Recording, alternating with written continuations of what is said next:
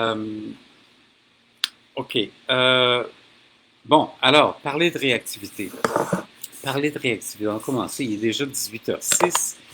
J'espère que ça laguera pas trop pour l'instant. Oui, OK, c'est bon. OK, la réactivité, ben, qu'est-ce que c'est la fameuse réactivité? C'est un mot bien tendance depuis quelques années.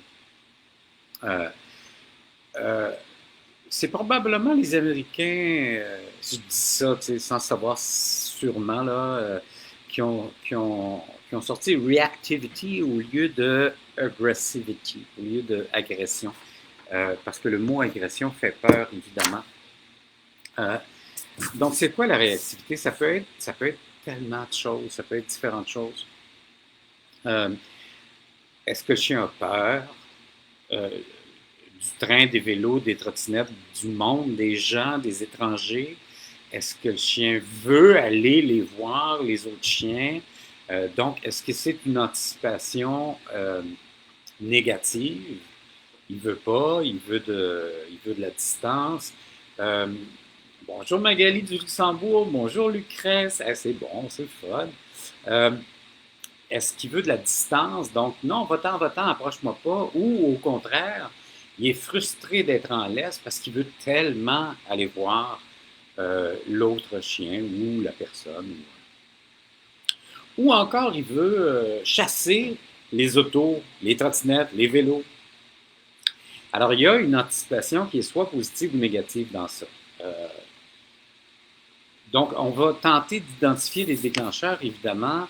Euh, Est-ce que c'est d'autres chiens, des personnes, des véhicules, etc. On va reconnaître les signes de stress. On doit reconnaître les signes de stress et de réactivité chez le chien. Est-ce qu'il est haletant? Est-ce qu'il gémit? Est-ce qu'il aboie? Est-ce qu'il grogne? Est-ce que sa posture est rigide? C'est quoi son langage corporel? Il est rigide ou il est souple parce qu'il veut aller voir, il est content ou il est plutôt méfiant? Bon, on va essayer de reconnaître les signes de stress. Puis quand je dis de stress, je ne parle pas nécessairement de mauvais stress. Euh, il y a du bon stress. Hein? Le stress, ça sert à l'adaptation.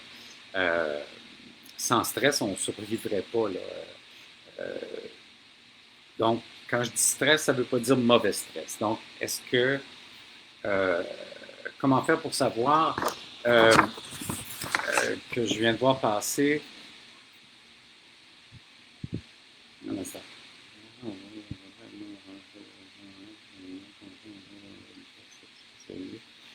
bon, j'ai encore un message indésirable. Je vais bannir de la page, tout simplement.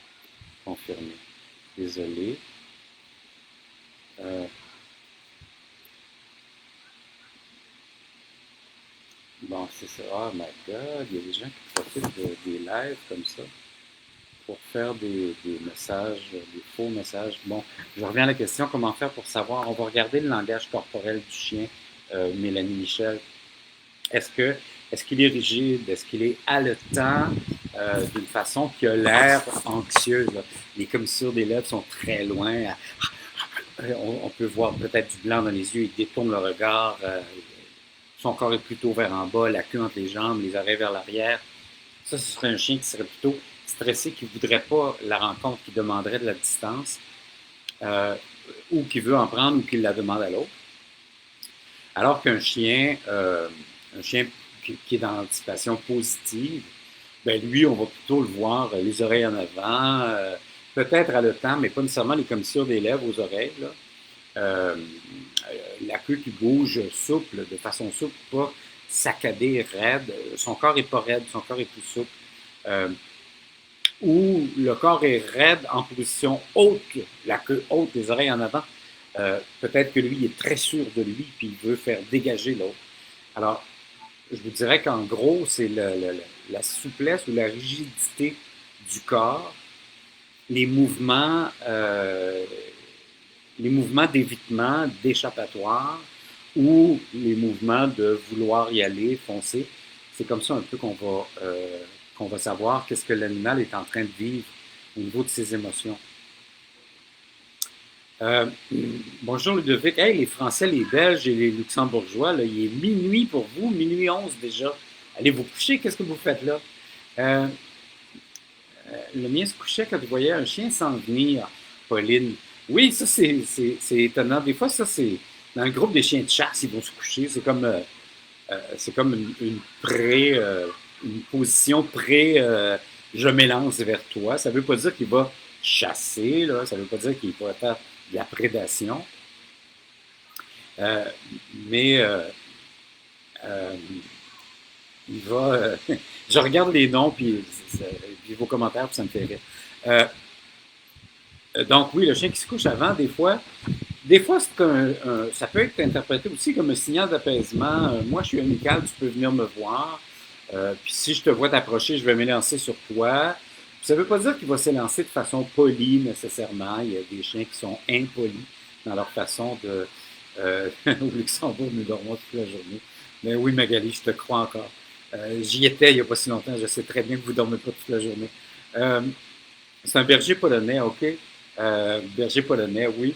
Écoute, et puis il y a des chiens qui ne sont pas nécessairement des chiens de chasse, ça peut être un chien de berger, qui vont adopter cette posture-là, qui est un signal d'apaisement. La posture de jeu aussi, hein, ça peut être un signal d'apaisement, c'est je suis amical, je ne suis pas dangereux, euh, je vais être joueur. Donc, ça dépend. Ça varie beaucoup de l'individu, puis il faut le voir des fois plus qu'une fois pour bien comprendre. C'est le moment de détendre la journée. Un petit CBD du dos, oui. Oui, c'est ça, Ludovic, tu vas te coucher avec ton CBD. Euh, donc, oui, ça peut annoncer un moment agréable, comme ça peut être aussi un mécanisme de défense.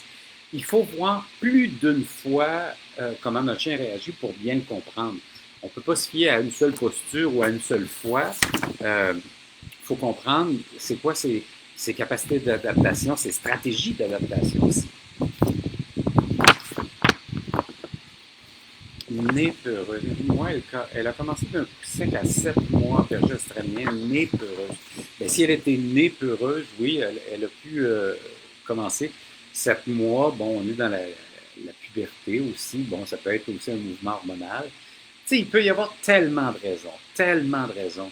À toutes les fois qu'on demande, oui, mais pourquoi? Oh, ça dépend. La fameuse réponse, c'est ça dépend. On ne peut jamais être certain avec une seule, avec l'interprétation d'une seule situation. Il faut prendre plus d'informations. Donc, identifier les déclencheurs, reconnaître les signes de stress et de réactivité chez votre chien. Coucou Nadine. Euh, euh, oui, donc soit les postures souples, les postures rigides. Euh, Comment on va travailler? À la base, la réactivité, si notre chien est réactif, ben c'est une émotion à la base qui est là, qui se présente, qui se pointe. Et moi, ce que je vais préconiser, c'est avant de vouloir contrôler les comportements, essayons donc de changer cette émotion-là. Est-ce qu'on est en mesure de changer l'émotion? Merci Ludovic et bonne nuit. Est-ce qu'on est en mesure de changer l'émotion? C'est ce qu'on va essayer dans un premier temps. En fait, c'est ce que moi je préconise. D'abord, quand je dis qu'il y a beaucoup de chiens réactifs, j'ai ça ici, une petite courbe de gaz qui peut être intéressante. Je vais mettre mes lunettes pour voir qu'est-ce que ça dit. Alors, en pourcentage, le portrait de la réactivité chez les chiens. On a des chiens qui seraient plutôt, un chien qui est plutôt social en pourcentage. Là, on a une petite partie ici. Tolérant, on a une plus grande partie, quasiment 50% des chiens, disons 40, puis 40 ici qui sont sélectifs. Sélectif, j'aime mieux sélectif que réactif. Il est sélectif, il n'aime pas tous les chiens. Il ne réagit pas à tous les chiens. Il réagit plutôt aux gros chiens noirs, ou aux mâles, ou aux adolescents. Bon, il est sélectif. Et à l'autre bout de la courbe, on a des chiens à risque. Donc, eux vont être plus réactifs avec peut-être un risque de dangerosité. Alors, vous voyez, les zones jaunes ne sont pas très, très élevées. On voit plus des chiens tolérants et des chiens sélectifs. C'est ce qu'on voit le plus que des chiens hyper amicaux ou hyper craintifs à vouloir peut-être agresser l'autre. Puis agresser, ça ne veut pas dire là, mordre, déchirer la peau, faire des trous dans la peau. Ça ne veut pas dire ça. Une agression, ça peut être juste une agression de distancement, de va-t'en, je ne veux pas te voir. Tu sais. Ça ne veut pas dire nécessairement qu'il va attaquer.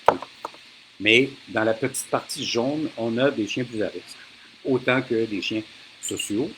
Mais au milieu, là, ce qu'on a vu, les zones vertes, c'est des chiens tolérants ou des chiens sélectifs. C'est-à-dire que ce n'est pas tous les chiens qu'ils aiment. Est-ce qu'un chien peut apprendre... Est-ce qu'un chien... Mireille, attends un peu. Les gens devraient connaître les signes d'apaisement, même les plus subtils, ça aide à mieux comprendre notre animal. Oui, Valérie. Bonjour, j'ai manqué le début, mais j'adore pas à pas, pardon pour les chiens. Bon, les gens avec vous, mais si vous avez vu, j'adore travailler la réactivité. Oui, c'est très intéressant à travailler. C'est fascinant même à travailler. Les gens devraient connaître les signaux d'apaisement. Oui, les signaux d'apaisement, puis les signaux d'apaisement, même les plus subtils, ça aide à mieux comprendre notre animal. On va en reparler de ça. Bien sûr, la gestion de l'émotion est la première chose à essayer de modifier avant toute autre chose. Moi, c'est ce que je préconise, puis je vais expliquer pourquoi. Heureuse de tomber sur ce live, je vous aime donc. Mais moi aussi, Michel, je vous aime donc. Si vous m'aimez, je vous aime. Mireille, est-ce qu'un chien peut apprendre à devenir réactif si son autre frère chien de la maison l'est? Oh, bien sûr, Mireille. C'est on appelle ça soit de la contagion sociale ou de la facilitation sociale. Oui, autant un chien peut devenir réactif parce que l'autre chien de la maisonnée est réactif, autant qu'un chien peut s'apaiser si un chien est tolérant et amical par facilitation sociale. Ah, tu vois, mon frère ne trouve pas ça si pire. Malo jappe et tourne autour de la personne et du chien avec queue qui va de droite à gauche. Impossible de lui demander de revenir, quoi faire. Oui, OK. Ben oui, quoi faire, on embarque là-dedans, Nathalie Jean. Ce que je dis donc, moi, c'est d'abord, ce que je prône, c'est d'abord tenter de changer l'émotion. Qu'est-ce que ça veut dire, d'abord, tenter de changer l'émotion? Ça veut dire de ne pas d'abord essayer de contrôler le comportement. Okay? Non, hey, arrête, reste assis. Ne pas essayer de contrôler le comportement. Si vous êtes trop proche du déclencheur et que votre chien réagit, allez-vous-en. Éloignez-vous, c'est tout. Essayez pas de demander au chien qui est dans des émotions fortes, assis, non, arrête, OK? De rien, Mireille. Tu as l'air bien contente avec ton gros merci en majuscule. Oui, ça peut être l'un comme l'autre. Donc, comment changer l'émotion? Comment on fait ça? On va tenter de créer une association positive avec les déclencheurs. OK? Il réagit au vélo, aux trottinettes, au jogger. OK? Alors, ou les livreurs ou autres viennent à la porte, j'ai essayé de lui donner des gâteries plus loin pour lui tourner l'attention. On va voir l'utilisation de la nourriture, les gâteries, là. Les Français aiment bien ça quand on dit des gâteries. Mais je vous expliquerai ici pourquoi. On va voir l'utilisation de la nourriture, là. Parce qu'évidemment, il y en a qui vont dire, ben donne pas de la bouffe si ton chien réagit. Pour faire très, très simple, là, je vais dire, non, donne pas de la bouffe si ton chien réagit, va-t'en. Tout simplement. Gère la situation, va-t'en. Maintenant, donner de la bouffe, c'est si le chien a vu le déclencheur, mais qu'il n'a pas encore eu le temps de réagir. C'est ça qui est important. Bonjour Lisa, ça va bien? J'espère que toi aussi. Bouffe dans la gueule, oui. Qui vient de dire bouffe dans la gueule? Julie Michaud, oui, tu me connais, hein? Alors, pour citer Julie qui me cite, c'est le chien voit un chien, bouffe dans la gueule. Le chien voit un chien, bouffe dans la gueule. Le chien voit un chien, bouffe dans la gueule. Avant qu'il ne réagisse. Il y a Michel qui veut revoir la courbe. La courbe, ça ressemble à ceci. Là, je vois pas ce que je fais comme ça. Euh, alors, tu vois, les parties vertes, là, c'est les chiens tolérants ou sélectifs. Sélectif, ça ne veut pas dire qu'il réagit à tout. Il est juste sélectif. Les petites parties jaunes à chaque extrémité, c'est le chien qui est très sociable ou les chiens qui sont plus à risque d'avoir une mauvaise réaction. Quand je disais une mauvaise réaction, ça ne veut pas dire aller mordre et attaquer. C'est pas ça. Okay? Euh, c'est d'ailleurs probablement pour ça qu'on a dit réactif, pour atténuer les comportements agressifs. J'espère que ça va, Michel, que tu as bien revu le dessin de la courbe. Euh, donc oui, mon chien voit un chien, bouffe dans la gueule avant qu'il réagisse. Et quand je dis mon chien voit un chien, c'est pas vous qui voyez un chien puis vous mettez de la bouffe dans la gueule du chien. Ben non, parce que là, votre bouffe va annoncer qu'il y a un chien qui va apparaître. Okay? L'ordre des choses est super important. Votre chien voit un chien, bouffe dans la gueule. Okay? Bon, ça c'est une chose. On travaille l'émotion. On essaie de changer l'émotion. J'ai une réactive de mal élevée. Elle aime tous les chiens, mais ne sait pas se gérer. Elle hurle, charge, jappe. Croyez-vous qu'en allant au parc à chiens en auto, elle a laissé japper aussi longtemps qu'elle veut? Elle a un chien, mais aussitôt, elle devient en réactivité d'excitation. On ne veut pas provoquer les émotions fortes. On ne veut pas les mettre en immersion, si vous voulez. Euh, c'est pas une bonne idée, ne serait-ce que pour les autres chiens. Euh, Allô, Nathalie, salut, Magali, qui connaît Nathalie, évidemment. Les deux, je les ai rencontrés au Luxembourg, en fait, sur la frontière belge. Bref, il y a quelques semaines. Et Nathalie est venue au Wolf Park avec moi. Bonjour, Nathalie. Euh, mon Westie est réactif à des races en particulier et d'autres pas du tout. Tu vois, c'est ça, il est donc sélectif. J'aime mieux le terme sélectif que réactif. Il est sélectif et il a le droit, on l'est nous aussi, hein, sélectif. Ceci dit, je reviens au contrôle des comportements. On veut à tout prix tout contrôler ce que notre chien fait. Il n'a pas le droit d'être comme il veut être, comme il peut être. Euh, Pas qu'on veut le laisser devenir complètement fou dans des situations. C'est pas ça l'idée. On va tenter d'abord de changer l'émotion. Pour changer l'émotion, il ne faut pas être trop proche des déclencheurs. OK? Euh, euh, ah, puis ça s'appelle du contre-conditionnement. Du contre-conditionnement classique, c'est Pavlov. Moi, dans mes approches, je suis très pavlovien d'abord. Pavlov, là, c'est la cloche qui annonçait de la bouffe puis qui faisait saliver un chien. Euh, donc, changer l'émotion du chien à la vue des autres chiens. Chaque chien annonce des bonnes choses. Euh, Quand on est en contre-conditionnement classique comme ça, on ne cherche aucun contrôle. On ne cherche pas à contrôler notre chien. Au contraire, on lui offre la possibilité de changer son émotion face à l'apparition des autres chiens. Un chien apparaît, ah, ça annonce de bonnes choses. Qui a les bonnes choses? Maman ou papa. Okay? Alors, qu'est-ce qu'on risque d'avoir? Tiens, je vais vous présenter mon petit chien Carton, qui est dans toutes mes présentations, non, pas toutes mes consultations, c'est pas vrai. Mes consultations en ligne, c'est un assistant bien aimé. Alors, Carton, je marche avec. Il voit un chien, pouf dans la gueule. OK? On marche. Il voit un chien, bouffe dans la gueule. On marche. Qu'est-ce qu'il va faire éventuellement? Il va voir un chien et il va me regarder. J'ai vu un chien, et où la bouffe? J'ai vu un chien, et où la bouffe? Oh, tu me regardes, bon chien. Et tout à coup, ma nourriture, bouffe dans la gueule, devient une récompense pour ce beau regard. Je vais vous présenter un autre petit... Un comportement, c'est toujours ça. D'abord, hey, le temps passe vite, j'avais dit 45 minutes, il est déjà 18h25. Un comportement, c'est toujours ça. D'abord, il y a le stimulus déclencheur, la réponse comportementale, et ensuite, c'est suivi des conséquences, soit les renforcements, les punitions. OK? Renforcement et punition. Alors là, ce que je veux, le stimulus déclencheur, c'est un chien. Mon chien voit un chien, bouffe, bouffe dans la gueule, avant sa réaction habituelle. Avant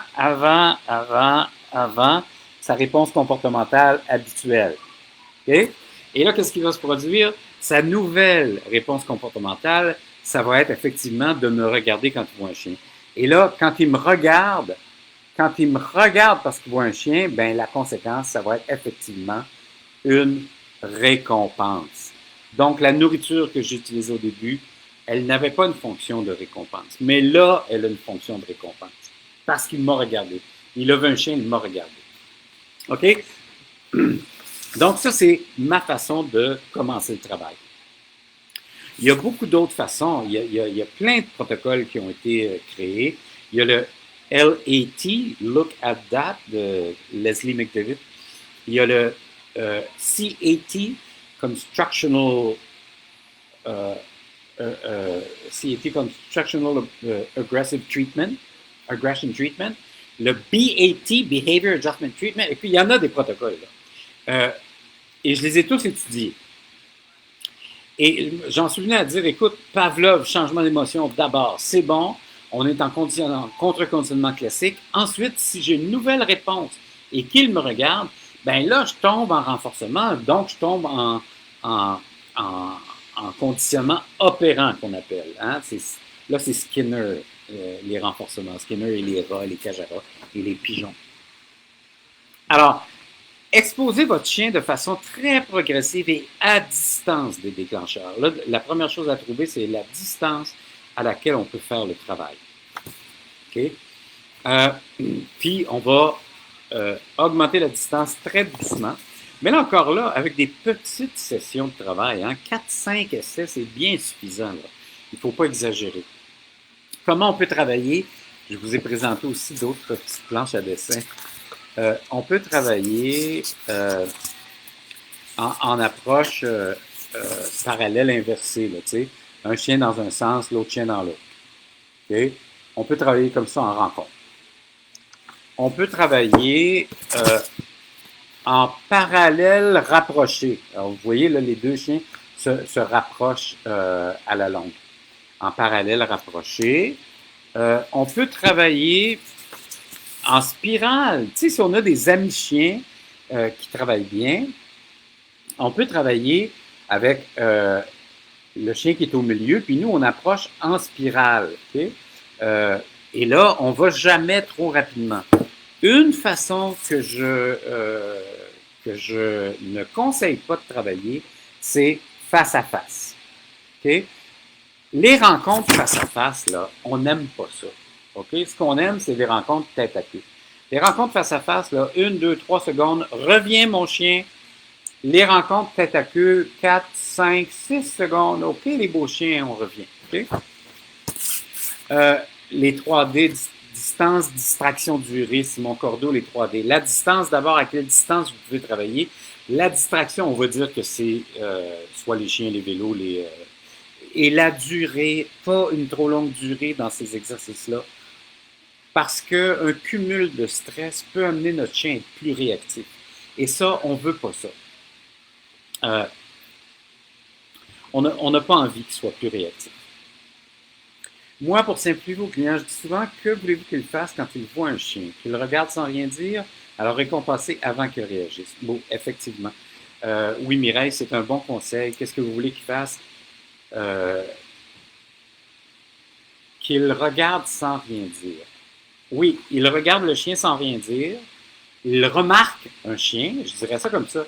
Il remarque un chien, bouffe dans la gueule. OK? Mais ça, encore là, j'appelle pas ça une récompense. C'est juste de la bouffe. C'est chien égale bouffe, chien égale bouffe, chien égale bouffe. Il n'y a pas eu de comportement.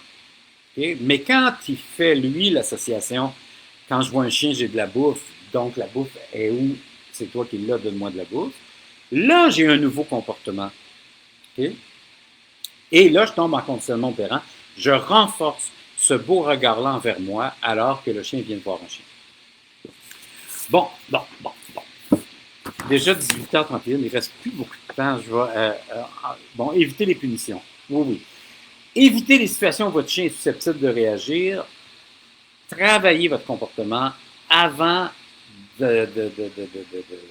d'augmenter le niveau d'exigence. Okay? Travaillez beaucoup. Utilisez des équipements appropriés aussi, c'est important, le harnais.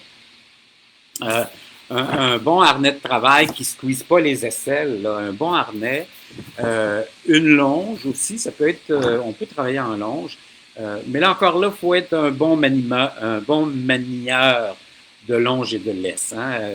La laisse, c'est pas pour tirer puis empêcher, ok? C'est vraiment pour inviter, éviter, bon, des choses comme ça, mais c'est pas pour corriger une laisse. On ne veut pas provoquer de douleur ni d'inconfort. Exposez pas le chien trop souvent aux stimuli aversifs non plus. Faites l'exercice peut-être une ou deux fois par jour, mais juste 3, 4 essais, 5 essais, puis c'est assez. C'est en masse. Et pensez à ce que le chien a eu comme journée.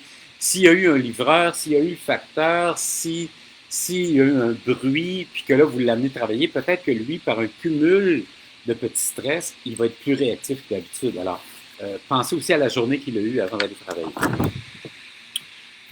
Éviter les punitions, évidemment, les punitions. Non, arrête les coups de laisse, ça va augmenter l'anxiété et la réactivité. C'est pas une bonne idée. Vous pouvez enseigner des demandes. Là, quand on va avoir, oui, Magali Schwartz, la longe est une danse avec le chien. J'aime beaucoup ça. On devrait vraiment la manier avec souplesse. Puis, mais ça, c'est beaucoup de travail. Chantal Leclerc, s'il n'aime pas la bouffe et n'en veut pas, je fais quoi? Trouver ce qu'il aime. Ça peut être un frisbee, ça peut être une peluche, ça peut être une corde. Trouver ce qu'il aime et travailler à grande distance. Je suis sûr que votre chien aime quelque chose. Et puis, s'il n'aime pas la bouffe, souvent, je vais dire à la blague, quoi? Il n'aime pas la bouffe, donc il est mort ou il est mourant s'il ne mange pas. Charlie déteste les facteurs et les livreurs. Pourtant, il amène des bonnes choses. Quand il n'amène pas des factures, là. Quand il amène des chèques et des pizzas, il amène des bonnes choses. Il faudrait que Charlie sache que le livreur de pizza, il amène des bonnes choses. Il va l'aimer. Merci comme toujours. Merci Nadia, c'est gentil. Hey, il y a longtemps qu'on s'est dit, Nadia. Je ne peux pas prévoir des réactions de mon chien face aux inconnus. Trouvez à quelle distance vous pouvez travailler, Nathalie Goyer. Trouvez à quelle distance. C'est sûr que s'il y a un inconnu qui arrive au coin de la headset devant lui, on n'est pas capable de travailler. Idéalement, là, même pour ça, on pourrait enseigner à notre chien, quand on arrive au coin de la rue parce qu'il y a une headset, tiens-toi derrière moi, je vais regarder au coin de la rue s'il n'y a pas quelqu'un qui arrive. On peut très bien enseigner ça à notre chien. Tiens-toi derrière moi, je regarde, OK, on peut y aller. Tu sais.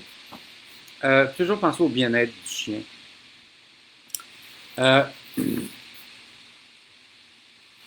OK. Utiliser les équipements, exposer pas le chien trop souvent, éviter les punitions. Enseigner des demandes comme touche à ma main. Ça, moi, c'est ma demande de base. J'enseigne ça pas mal à tous mes clients. Touche à ma main, touche à ma main, touche à ma main avec ton museau. Et ça nous permet d'enseigner un rappel éventuellement et d'enseigner un suis-moi. On fait demi-tour, suis-moi. Touche à ma main, j'adore cet exercice-là. Le cherche aussi. Donc, tu as vu le chien, tu me regardes, je te récompense. Maintenant, cherche au sol. Cherche au sol. Il y a peut-être des croquettes dans le gazon. Là aussi, on amène notre chien à produire une autre activité que de focusser uniquement sur le chien. Vous êtes tellement pédagogue. Merci, Nathalie. Enseigner des demandes comme touche, cherche, suis-moi, donc avec le touche aussi. Contrairement à du assis, reste, non, OK?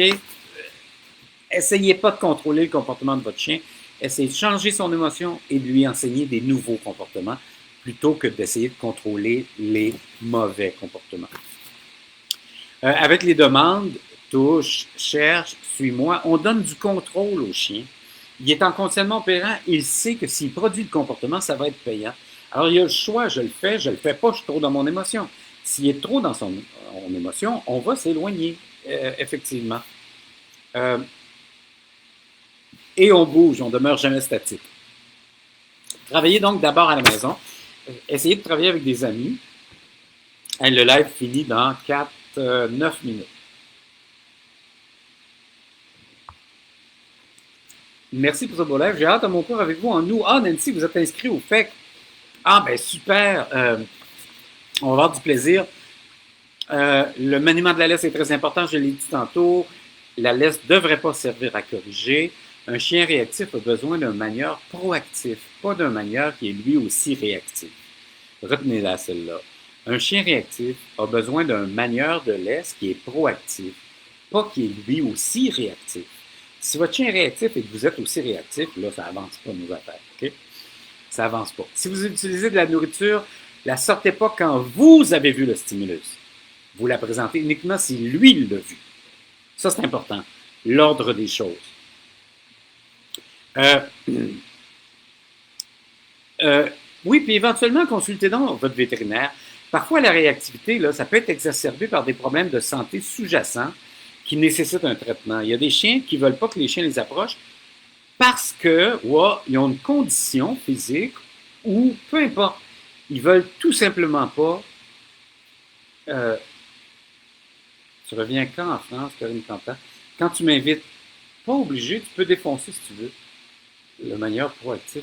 Oui. Qu'est-ce que tu racontes, Simon Cordeau? Pas obligé, tu peux défoncer si tu veux. Pas à pas, j'adore le manière proactif. Oui, le manière doit être proactif et non pas réactif. Simon Cordeau, tu es obligé de t'expliquer là. Euh,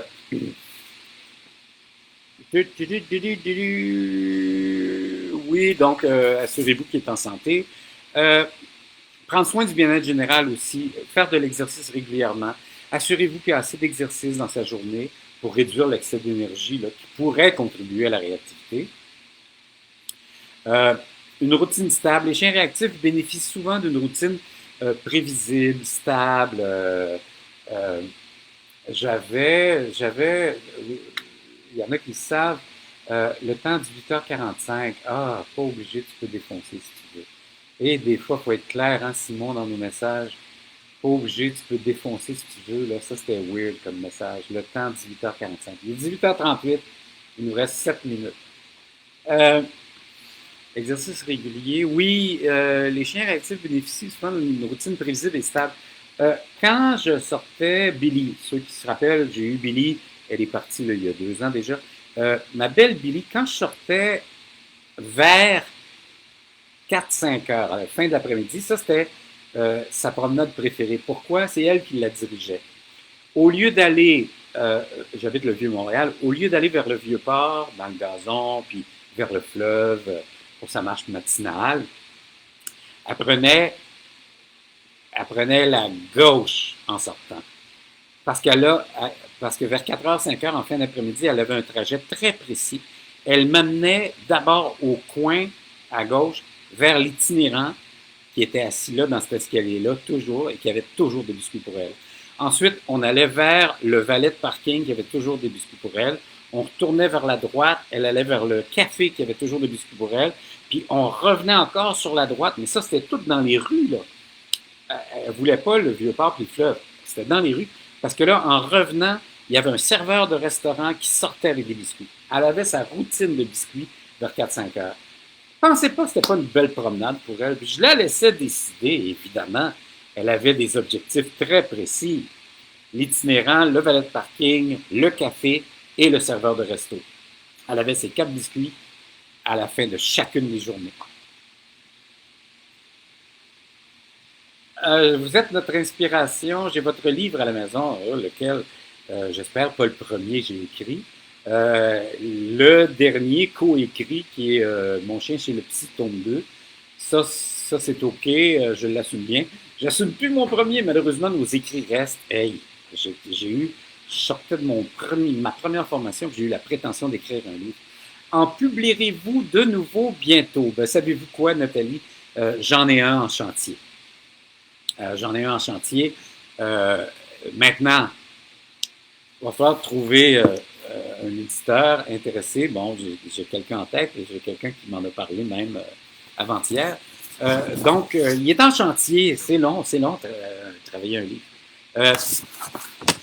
Mais oui, j'en ai un. Bon, créer de routine stable. Patience et constance. Oh, soyez patient.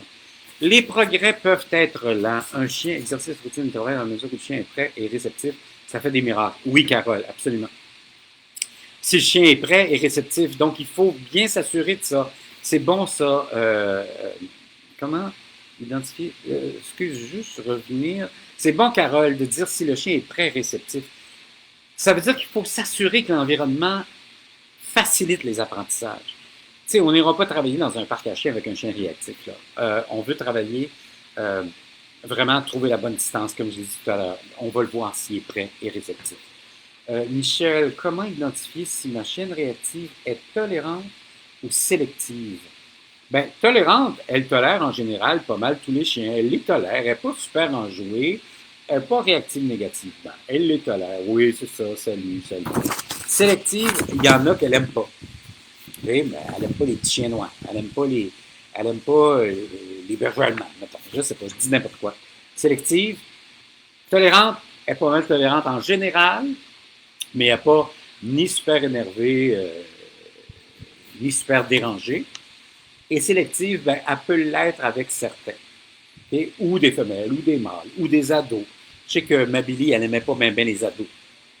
Euh, elle était un peu compétitive femelle aussi. Mais les gros mâles, ça allait très bien. OK, être patient, les progrès peuvent être lents. Il est important d'être patient et de ne pas se décourager. Et testez pas votre chien, testez pas votre chien pour l'amener dans des situations qui vont vous faire échouer encore. Ma chienne Kelly est définitivement sélective. Elle n'aime que les chiens mâles entiers. Oui, définitivement sélective, oui, effectivement. Euh, OK, testez pas votre chien. Faites des sessions de travail et faites des sessions faciles au travers aussi. Donc, on revient en arrière. On en fait, on a gagné du terrain, on en fait des plus faciles, des plus faciles. On en fait des un petit peu plus difficiles. Donc, euh, la, la, la progression n'a pas toujours à être en montant. On peut faire des petites sessions faciles. Être constant, appliquer les mêmes techniques et les mêmes demandes régulièrement, éviter la confusion en essayant toutes sortes de choses. Ça va favoriser l'apprentissage de votre chien. C'est clair que ça va favoriser l'apprentissage. J'ai passé au travers de tous mes points. Alors, ben oui, c'est jeanlessard.com, c'est mon site web. Vous avez remarqué mon petit logo ici, là? Ben oui, c'est un petit chien ou un petit loup, pour ceux qui préfèrent les loups. Bon, il est 44, il reste une minute. Je vais prendre une gorgée d'eau pour gagner du temps dans cette minute-là.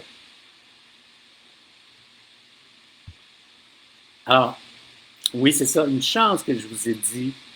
En un mot, un seul, dites-moi ce que vous préférez. Il y en a qui voulaient que je parle de tout, du Mexique, des loups, de la réactivité, des aboiements.